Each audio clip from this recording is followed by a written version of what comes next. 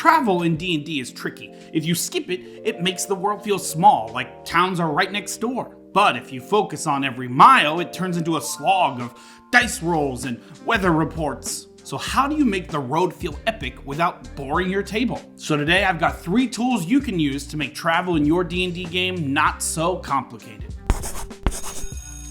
Number 1, let it be cinematic. Think about your favorite adventuring movies. They don't show every step of the journey, they just show the highlights. Indiana Jones doesn't walk across continents, we get the map with the big red line.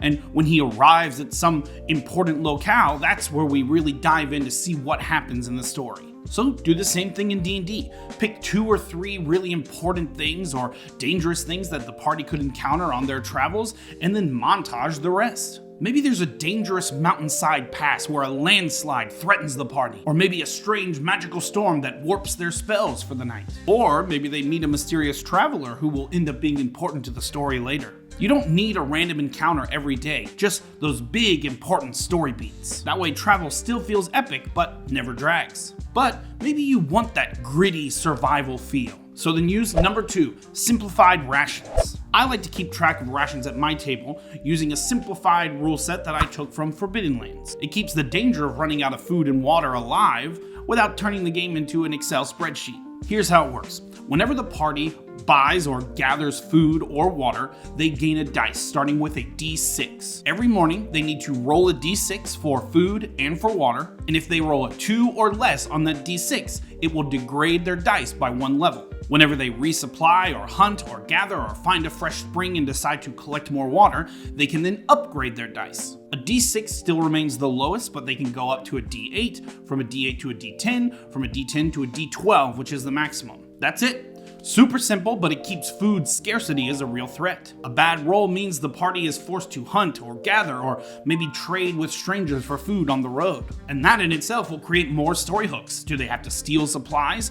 Are these people on the road they're trading with trustworthy? Is it even worth going hunting in owlbear territory? And finally, my favorite, number 3, campfire stories. In most movies and television shows, a lot of information is shared over campfires during travel at the end of a long adventuring day. So why don't we do that in Dungeons & Dragons as well? Every night when the party is sat around the campfire, presumably eating their rations for the evening meal, throw out 1 roleplay question and have somebody at the table answer that question in character. Nothing heavy, but fun prompts to help the player flesh out who the character really is. Stuff like, 1 superstition your character has about traveling at night.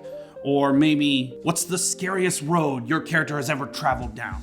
Players love this because it gives them a chance to reveal details about their characters or create them on the spot, things that would never come up in questing or combat. And for you as the DM, it's basically free character development. And you don't need to prep. You can sit back as the DM and listen to your players roleplay with each other and be ready to take notes. Maybe they'll reveal something extra important and new about their character that you can use for other story hooks later on. So here's the takeaway. Travel doesn't need to be boring bookkeeping. Make it cinematic with just a few key set pieces. Add survival stakes if you want the wilderness to seem dangerous. And use campfire stories to let your players feel excited about the next evening during the journey. Because sometimes the road is the adventure. Let me know in the comments any D&D travel tips that you have. And remember, as always, from us here at the RPG Academy, if you're having fun, you're doing it right. Thanks for watching.